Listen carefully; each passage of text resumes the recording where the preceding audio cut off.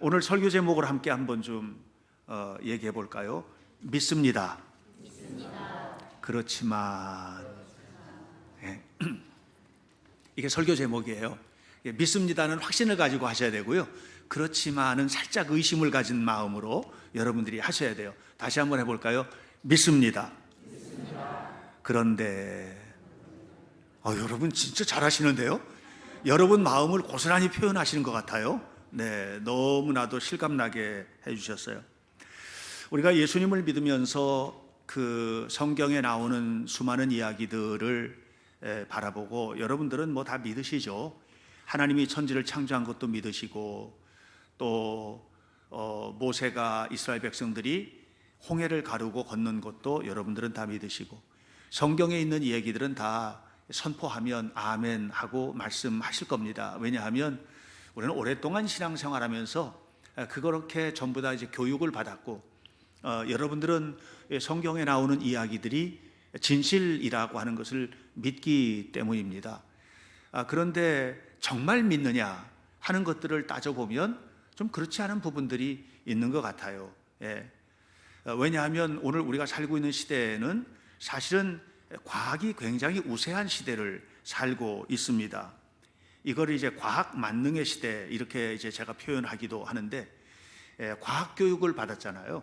과학을 교육을 받는 사람들에게 있어서 말씀으로 창조됐다라고 하는 것보다는 빅뱅이 일어났고 그것이 이제 136억 년, 7억 년 전에 빅뱅이 일어났고 그 빅뱅 이후에 우주는 진화되었고 지구도 47억 년 전, 46억 년 전에 이렇게 그 먼지들이 모여서 덩어리를 이루게 되고 오늘 우리가 살고 있는 지구가 되었다. 이거를 사실은 가설이거든요. 가설은 과학이 아닙니다. 사실은 가설이에요. 진화론도 가설입니다. 근데 그것을 사실인 것처럼 과학적 정의인 것처럼 1 더하기 1은 2라고 하는 것은 우리는 이제 정의라고 말을 하죠. 근데 이 진화론을 정의인 것처럼 이렇게 학교에서 교육을 하고 또 받아왔기 때문에 가설을 진실인 것처럼 믿는 시대를 우리가 살고 있습니다. 그러다 보니까 이제 과학의 눈으로 성경을 들여다보면 아니죠. 과학의 눈으로 성경을 들여다보면 이거는 그냥 성경에 있는 얘기지. 성경에 있는 얘기지. 뭐 예수님께서 말씀하시니까 어떤 기적과 같은 일들이 벌어지고 놀라운 역사가 일어나고 이런 것들은 다 성경에 있는 얘기니까 우리가 아멘 하고 믿는 것이지 실제로 이것이 실제로 이루어진 일이냐라고 이야기했을 때는 뭐 그럴까 하고 이야기하게 되는 거죠. 사실 그러나 그럼에도 불구하고 이제 저는 성경을 바라보는 시각이 성경 안에 있는 이야기들은 모두 믿습니다 하고 마침표 찍는 얘기다. 이것은 믿을 얘기고 또 이 믿음으로 고백하는 이 모든 것들이 사실이고 그리고 이 모든 것들이 사실이기 때문에 성경에 나오는 이야기들은 내 삶의 근거고 내 삶의 근본이고 그리고 성경에 나와 있는 그런 이야기들이 내 삶을 움직이는 힘이다. 확고부동하게 믿는 사람이죠. 또 실제로 그렇게 확고부동하게 믿는 사람들이 만들어내는 세상의 역사가 얼마나 놀라운 것인지라고 하는 것들은 굳이 많이 증명하지 않아도 기독교 신앙이 이 시대에 과학에 미친 영향, 기독교 신앙이 이 시대의 예술, 문화 등등 모든 것들에 미친 영향이라고 하는 것은 이루 말할 수 없이 큰 것이어서 일일이 다 말하면 입이 아플 정도입니다. 그러나 그럼에도 불구하고 그거는 성경에나 나오는 얘기다 이렇게 말하는 사람들 가운데에서 유명한 사람들 많죠. 예를 들면 파스칼 같은 사람도 그랬거든요. 파스칼은 과학자입니다. 또 파스칼은 수학자입니다. 파스칼의 원리 이런 것들을 우리가 과학에서 배우고 또 수학에서도 정의로 우리가 다 배운 바가 있지 않습니까? 파스칼 같은 사람은 성경은 알겠는데 성경 안에 있는 이야기들은 그건 좀 믿기는 좀 어렵다. 사실이 아니니까 이렇게 생각했던 사람 중에 하나였고요. 신앙이 없었던 사람입니다. 또 우리 주변에 있던 사람 중에서는 이어령 박사 같은 분, 이어령 박사님 같은 분이 이런 어른들은 사실 뭐 성경에 나오는 이야기 안 믿었지요. 기독교 신앙 부인했고요. 끝까지 안 믿었습니다. 그랬던 사람입니다. 그런데 그들이 바뀌었습니다. 어떻게 바뀌었느냐 하면 파스칼은 성경에서 말하고 있는 이야기가 우리가 말하고 있는 과학보다도 더 과학적이다, 이렇게 얘기를 했고요. 또 이어령 선생님 같은 사람은 내가 살아있다는 것보다도 더 확실하게 하나님이 살아계시다, 이렇게 고백을 했거든요. 그리고 마지막 죽을 때까지 내 생명은 암에 걸려서 돌아가셨죠. 이어령 선생님이 돌아가신 지 얼마 안 됐어요. 암에 걸려서 돌아가셨는데 돌아가시기 전에 어떻게 하느냐 하면 나는 암에 걸렸는데 이 암도 하나님 주신 선물로 생각한다. 그래서 내가 이만큼 살았는데 뭐 생명을 더 구별하겠느냐, 내 소원은 하나님 앞에 가는 것이다, 이렇게 하면서 암을 치료 안 해요. 그리고 그냥 그대로 사시다가 돌아가셨어요. 그러면서 내 생명의 모든 것을 가져가시는 하나님께 영광을 돌린다고 이렇게 하면서 이제 돌아가셨거든요. 자, 어쨌든 간에 그들이 그렇게 하나님을 부인하고 하나님을 모른다 하고 이렇게 살았던 사람들이 어떻게 순식간에 이렇게 돌아섰을까? 성경보다 더 과학적인 책이 없다고 말할 만큼 그렇게 됐을까? 어떻게 하나님에 대해서 목숨을 내놓고 거부하고 하던, 비웃고 하던 그런 사람이 하나님, 내가 살아있다는 것보다도 더 분명하게 하나님 살아계시다, 이렇게 얘기했을까? 그 속에는 하나님을 만난 만남의 경험이 자리 잡고 있는 것입니다. 결국 저는 오늘 여러분들과 함께 성령 강림절 이후에 성령 충만함이라는 것은 무엇인가에 대한 이야기를 함께 나누는데, 그 얘기와 더불어서 오늘 이 얘기, 우리는 과연 어디까지 믿는가? 우리는 하나님에 대해서 하나님의 말씀이 선포될 때 믿습니다 하고 말하고 난 후에 거기서 마침표 없고 끝나는가? 아니면 믿습니다 라고 말을 했지만 에이, 그래도 생각 좀 해보세요, 그게 되겠어요?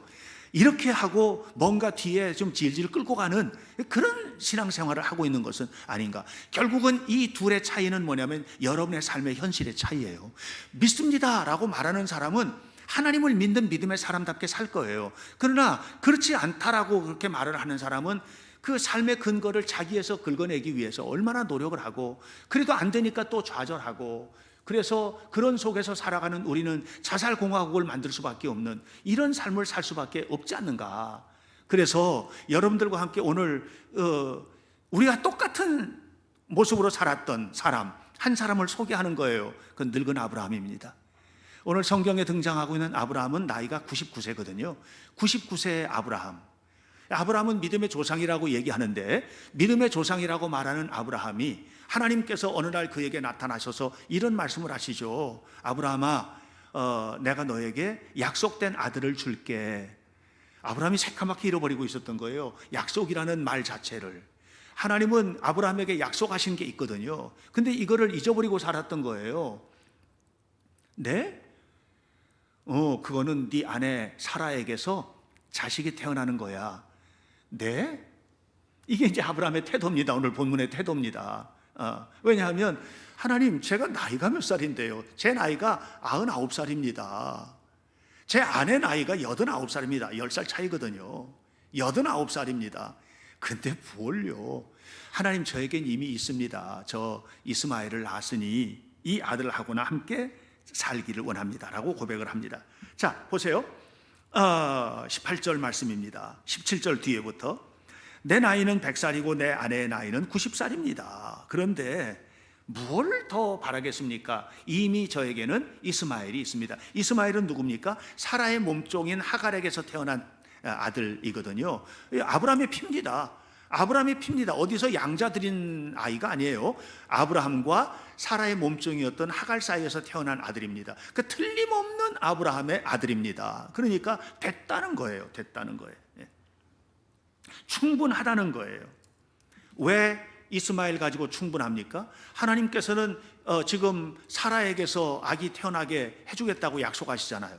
그런데도 왜 이렇게 머뭇거립니까? 그 이유는 하나입니다. 툴툴 털어봐도 아이를 낳을 수 있는 희망이 없는 거예요. 99살 된 노인이 무슨 아기를 낳아요? 89살 된 내 아내 이미 경수도 끊어지고 모든 인간적으로 아이가 태어날 수 있는 가능성이 0%예요. 1도 없는 거거든요. 이런 나에게 무슨 애가 태어나겠느냐? 그러니까 됐습니다. 이스마엘이면 충분합니다. 이렇게 이야기를 하고 있는 것입니다. 예. 자, 우리들의 삶의 모습하고 아브라함의 삶의 모습하고 연결되는 지점들이 이제 여기에서 이제 보이는 겁니다. 그것은 뭐냐면 믿습니다라고 말을 하지만 그런데요 하고 말하는 그런 우리들의 태도이죠. 성경을 읽다 보면 아브라함이나 사라는 이미 자기들은 하나님이 약속하셨던 거, 하나님이 약속하셨던 게 있거든요. 하나님이 약속하셨던 것은 뭐냐 하면 그것은 하나님께서 아브라함에게 아들을 주겠다고 약속하셨던 겁니다. 창세기 12장에 나옵니다. 창세기 12장에 하나님은 아브라함에게 뭐라고 얘기하냐면 하늘의 별을 봐라, 바닷가의 모래를 봐라, 너에게서 너의 후손이 그와 같은 축복을 받게 될 것이고 왕성하게 될 것이다 라고 하는 그런 이야기이거든요. 그런데 아브라함은 그 약속에 대한 기대가 있었어요. 그런 기대가 있었기 때문에 아브라함이 지금 가나안 땅까지 온 겁니다.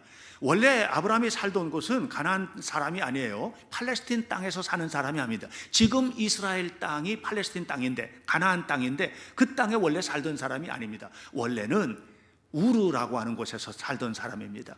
갈대아 땅 우르는 고대 문명의 최고 발전했던 문명의 지역이었거든요. 예. 고대 문명의 발상지는 우르크라고 하는 곳이었습니다. 우르크가 한순간에 좀 무너지게 됩니다. 그러면서 이 우르크가 무너지면서 주변의 몇 도시들이 발전하게 되는데 그 발전한 도시 중에서 최고 발전한 도시가 우르입니다. 우르. 바로 그 우르에서 살았던 사람입니다. 그랬던 사람이 버리고 왜 가나안 땅까지 왔을까요? 하나님이 어느 날 그에게 강력하게 말씀하신 거예요. 너에게 아들을 줄게, 너에게 후손을 줄게, 너에게 후사를 줄게. 너 지금까지 아이를 못 낳고 있잖아. 이게 아내가 아이를 못 낳는 거예요. 그 당시에 아이 못 낳는 사람에게 최고의 복음은 아이 낳는 것이거든요. 그래서 그 말씀을 따라서 하나님께서 말씀하신 곳까지 온 겁니다. 그곳이 가나안 땅이에요. 오는 과정에 하란을 거쳐서 가나안 땅까지 왔습니다. 그리고 가나안 땅에서 지금 75살에 가나안 땅에 도착을 하고, 그리고 난 다음에 10년, 20년, 25년, 지금 거의 30년가량이 지난 겁니다. 그러는 사이에 자식이 없었어요. 그런데 그로부터 13년 전에 정확하게 13년 전에 아내하고 사이에서 아이를 낳은 겁니다. 그 아이가 이스마엘이에요. 어느 날 아내가 그러는 거예요. 여보, 우리에게 희망이 더 이상 없잖아요. 우리 한번 생각해 봐요. 나의 몸종, 젊은 몸종이 있는데 이 몸종과 사이에서 아이를 낳을 수 있으니 이 몸종하고 사이에서 아이를 낳으세요 하고 사라가 요청을 해가지고 아브라함이 받아들이고, 그래서 아브라함과 하갈 사이에서 아이가 태어난 겁니다. 그게 이스마엘입니다. 13년이 지났습니다. 13년이 지난 어느 날 느닷없이 하나님께서 아브라함에게 말을 하시는 것입니다. 아브라함아, 내가 너에게 아들을 줄게. 이렇게 이야기를 하는 겁니다. 이때 아브라함의 태도입니다. 17절, 아브라함이 엎드렸습니다. 이 엎드렸다는 말은 듣는 태도거든요. 말도 하지 마세요. 그럼 말이라고 합니까? 이게 아니에요. 네, 알겠습니다. 이 태도입니다. 그리고 난 다음에, 그 다음에 말입니다. 웃었습니다. 이 웃음은 기쁨의 웃음이 아닙니다. 비웃음과 같은 거? 하나님을 비웃었다고 말하기는 좀 어려운데, 그래도 에이 하고 좀 조롱 섞인 태도? 이런 태도가 이 웃음 속에 담겨져 있는 거예요. 그리고 난 다음에 그 웃음의 내용이 그 뒤에 나왔습니다. 마음속으로 이르되, 겉으로 표현한 게 아니에요. 마음속으로 이르되 100살이나 된 사람이 어떻게 자식을 낳을까?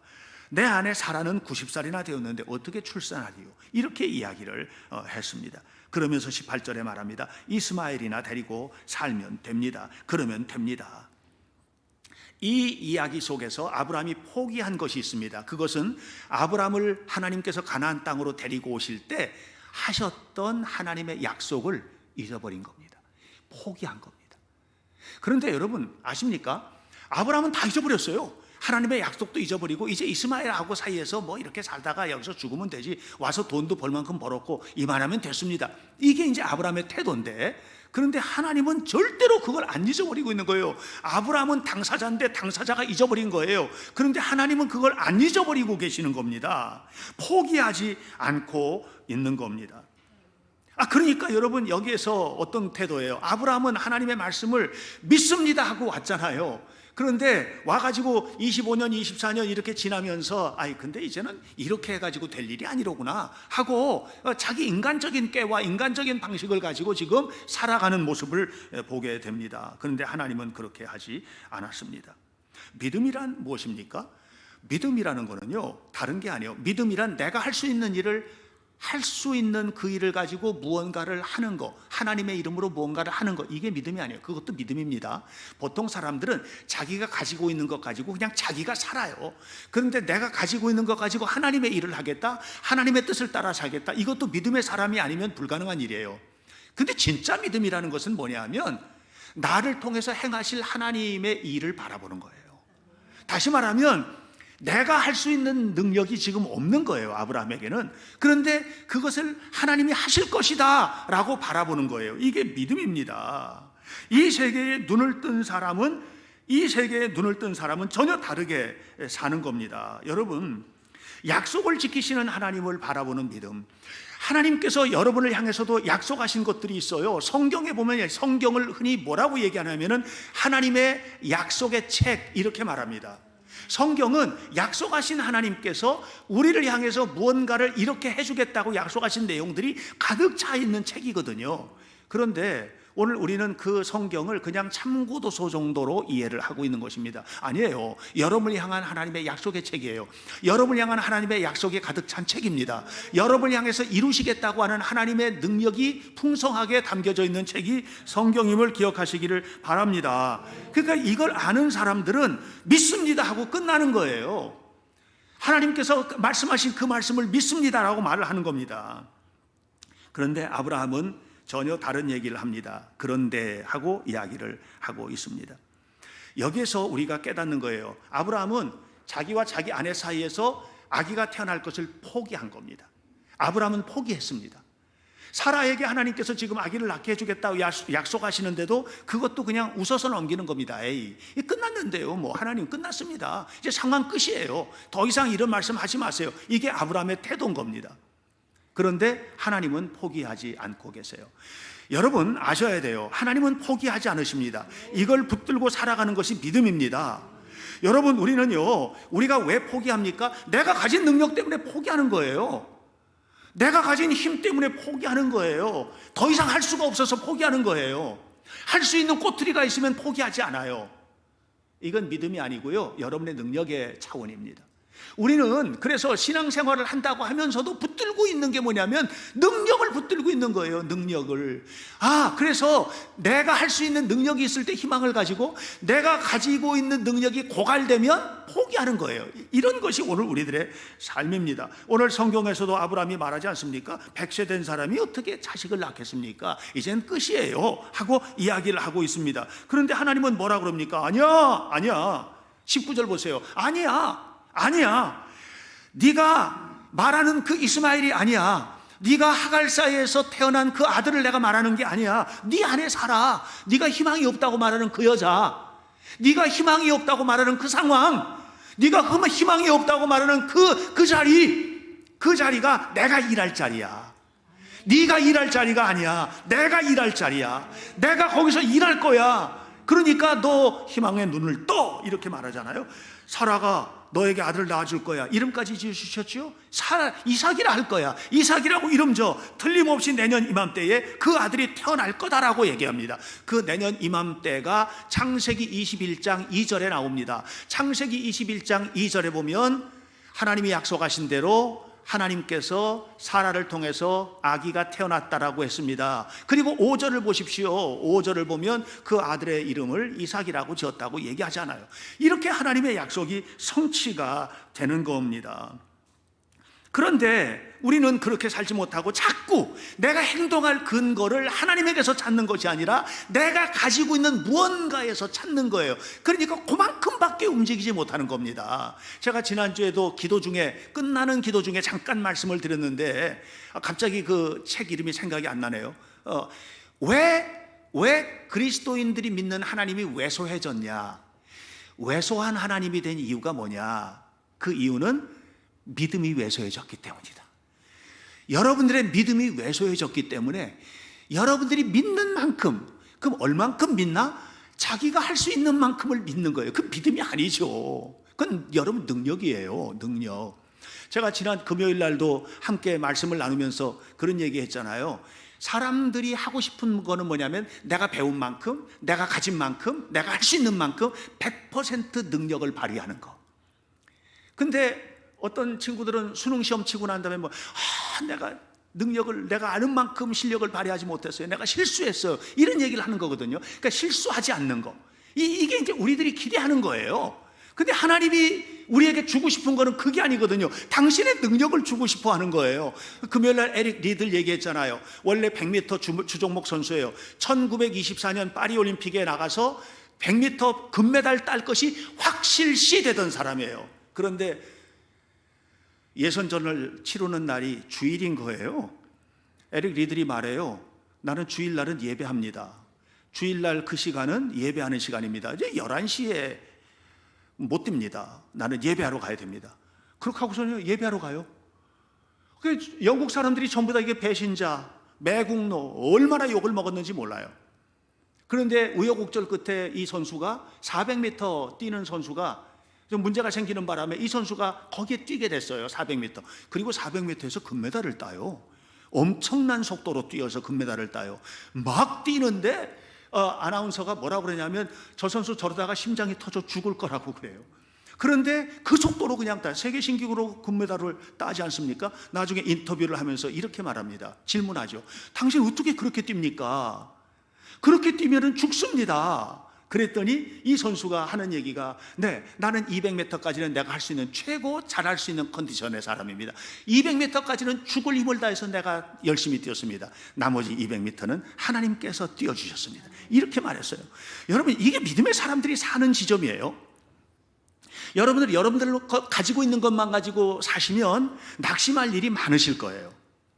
여러분들이 가지고 있는 것만 가지고 사신다고 하면 무너질 일이 많으실 거예요. 여러분들이 가지고 있는 것, 여러분이 가지고 있는 지혜, 가지고 있는 힘, 가지고 있는 물질, 이것만 가지고 무언가를 해보려고 할 때에 좌절할 일이 많으실걸요. 죽고 싶은 순간도 있을 거라고 생각해요. 그러나 우리 믿는 사람은, 하나님을 믿는 사람은 그렇게 사는 사람이 아니에요. 믿습니다. 그렇지만 이렇게 사는 사람이 아니에요.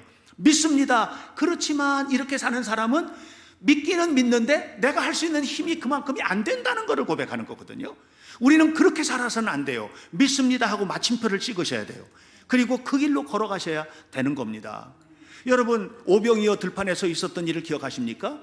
이 5천 명이나 넘는 사람들이 모였는데 이거 어떻게 먹이냐 그랬더니 집에 가서 먹고 오라고 하죠. 이게 제자들의 이야기입니다. 집에 가서 먹고 오라고 하면 되잖아요.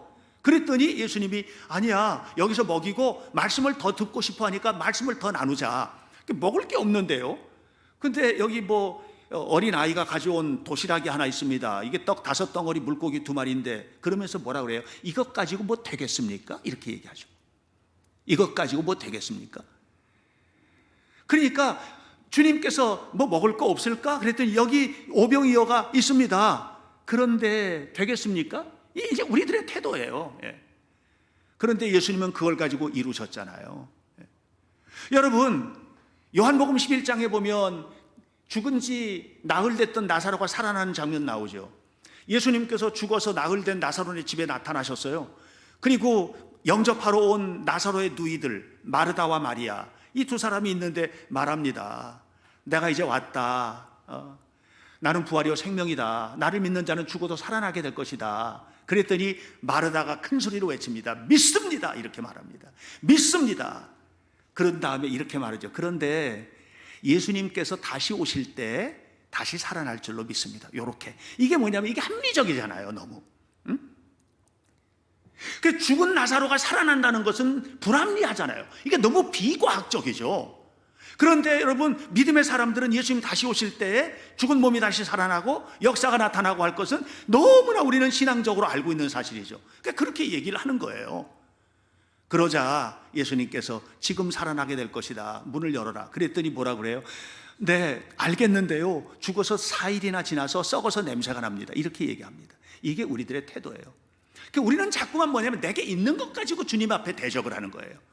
주님은 주시겠다고 하는데 주시겠다고 하는 걸 못 받겠다는 거예요. 왜? 내가는 그걸 할 수 있는 힘이 안 돼요. 내가 그걸 할 수 있는 능력이 안 된다는 거예요. 이것이 오늘 우리들의 태도입니다. 자, 그렇다면 결론처럼 여러분들에게 말씀드리고 싶은 내용이 있어요. 믿는다면 핑계하지 마라. 믿는다면 최선을 다해라. 핑계하지 마라라고 하는 것은 믿음을 말하는 것이고, 최선을 다한다는 것은 뭐냐면 너가 할 수 있는 일을 최선을 다해서 하라는 얘기예요. 믿는다면 믿습니다 하고 그냥 감나무 밑에서 감 떨어지기를 바라는 사람처럼 입 벌리고 앉아있지 마라. 하나님께서 너를 통해서 일하실 것이다. 그러니까 그 일이 이루어질 수 있도록 최선을 다하라. 다음 주에 제가 설교 제목이 뭐냐면 네가 가라, 내가 하리라. 이게 다음 주 설교 제목이에요. 모세에게 주님께서 하셨던 말씀이에요. 모세에게 뭐라고 그러냐면, 하나님께서 야, 너 가서, 네가 가서 뭐를 해? 바로 왕에게 대적해서 내 백성 이스라엘 백성들 430년 동안 노예 생활하던 그들을 끌어내는 일을 네가 해라. 네가 가라. 그 사람 앞에, 바로 앞에 가라. 백성 앞에 가라. 근데 실제로는 내가 할게, 이거거든요. 근데 그 과정에서 모세가 얼마나 최선을 다하는지 여러분 아시죠?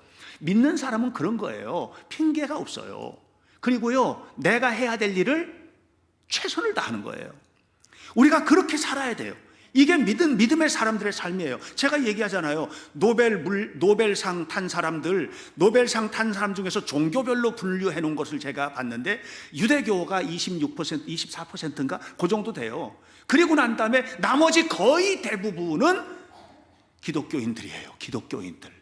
이게 뭘 말하는 줄 아세요? 네가 해라, 내가 도울게. 이 하나님을 믿는 이 믿음이 생각, 삶, 태도, 이런 모든 것들을 완전히 뒤바꿔 놓는 거예요. 불교 한 명인가? 무슬림교 하나도 없고요. 그러니까 이게 어떤 종교를 믿느냐라고 하는 것이 결국은 삶의 태도도 결정하는 것이다. 여러분들이 이 사실을 아셔야만 합니다. 믿는다면 핑계하지 마십시오. 믿는다면 최선을 다하십시오. 하나님이 여러분들이 최선을 다하는 그 일을 도와주실 수 있도록 최선을 다하시기를 주님의 이름으로 축원합니다. 가정의 회복을 원하는가? 가정의 회복을 원하십니까? 아멘 하셔야죠. 가정의 회복을 원하시면 아멘. 아멘 했으면 그 다음에는, 그런데요, 남편이요, 말을 안 들어요. 그런데요, 아내가요, 문제가 심각해요. 아, 새끼들 낳았는데 이놈들이 글쎄요. 이렇게 하는 거는요, 그런데요로 가는 거예요. 이게 삼천포로 빠지는 거거든요. 가정의 행복을 원하십니까? 아멘 했으면 그 행복을 위해서 당신이 해야 될 일을 최선을 다하세요. 당신이 해야 될 일, 상대방을 보고 핑계하지 말고 최선을 다하라, 이 말이에요. 예? 사업의 번창을 원하십니까? 여러분 삶의 승리를 원하십니까? 좋은 대학을 가기를 원하십니까? 여러분들이 행하는 모든 일에 있어서 아름다운 미래가 열리기를 원하십니까? 아멘 하셔야죠. 아멘. 그런 다음에는 그런데요 하고 핑계거리를 찾지 마시라. 그리고 그때서부터는 뭘 하냐면 내가 해야 할 일과 내가 가야 할 길을 최선을 다하자. 이것이 여러분의 삶이 되시기를 주의 이름으로 축원합니다. 창세기를 보면 창세기 1장에 창조에 관한 이야기가 나옵니다. 창조에 관한 이야기가 나올 때 하나님께서 주옵니다. 창조는 하나님이 주옵니다. 하나님이 하신 거예요. 그 다음에는 뭐예요? 그 다음에는 사람들에게 하나님께서 맡기신 게 있어요. 생육하라, 번성하라, 땅에 충만하라, 땅을 정복하라, 땅을 다스리라. 그러니까 하나님이 창조하신 세상을 가지고 어떻게 살아갈 것인가에 대한 이야기를 하고 있는 겁니다. 이걸 문화명령이라고 합니다. 여러분 기억하셔야 돼요. 하나님은 창조하십니다. 여러분은 창조된 세상에서 최선을 다해서 사시는 거예요. 그리고는요, 복을 받는 거죠. 복을 누리는 거죠. 승리의 역사를 이루는 거죠. 이것이 믿음의 사람들의 삶의 자리임을 기억하시기를 바랍니다. 하나님은 우리에게 네 하고 대답하기를 원하십니다. 하나님의 말씀 앞에 아멘 하고 말하기를 원하십니다. 마귀는 우리에게 그런데 하고 망설이게 하기를 원하는 거예요. 이게 마귀의 전략입니다. 마귀가 여러분을 무너뜨리는 자리는 아멘하고 말해라, 얼마든지. 그 다음에 핑계거리 한번 찾아봐라. 이게 마귀의 유혹입니다. 마귀의 유혹에 넘어가지 마시기를 축복합니다. 아브라함은 하나님이 주신 기적을 경험한 유일한 사람이 아닙니다. 믿음의 사람은 다 경험했습니다. 오늘도 그렇게 경험됩니다. 저는 여러분들이 네, 믿습니다, 아멘 하고 고백하기를 축복합니다. 그리고 거기서 끝나시기를 바랍니다. 그런데요 하고 넘어가면 안 하겠다는 얘기예요. 안 믿겠다는 얘기입니다. 그렇게 가지 않게 되시기를 바랍니다. 그래서 주의 영광이 경험되는 성령 충만한 성도의 삶이 우리 속에 이루어지기를 주 예수님의 이름으로 간절히 축원합니다. 기도하겠습니다. 살아계신 하나님의 은혜를 감사합니다. 생명의 주님의 이름을 찬양합니다. 하나님, 우리는 하나님께서 우리에게 약속하신 모든 약속들을 완전히 이루어내는, 내가 이루는 것이 아니라 하나님께서 이루시는 것을 바라보는 거룩한 자녀가 되도록 이끌어 주시기를 원합니다. 이사야 선지자가 이사야 9장 7절에서 말씀하신 것처럼 만군의 여호와의 열심히 이루시리라. 우리가 최선을 다하여 하나님 앞에 기도하고 간장이 애간장이 녹도록 간절히 구하고 하나님 앞에 행할 때 만군의 여호와 하나님의 열심히, 한 번도 포기된 적이 없는 하나님의 힘이 우리를 통해서 이루시리라 약속하였사오니, 이 약속을 믿고 믿음으로 하나님 앞에 살아가는 거룩한 자녀들이 되도록 우리를 축복해 주옵소서. 예수님의 이름으로 기도하옵나이다. 아멘.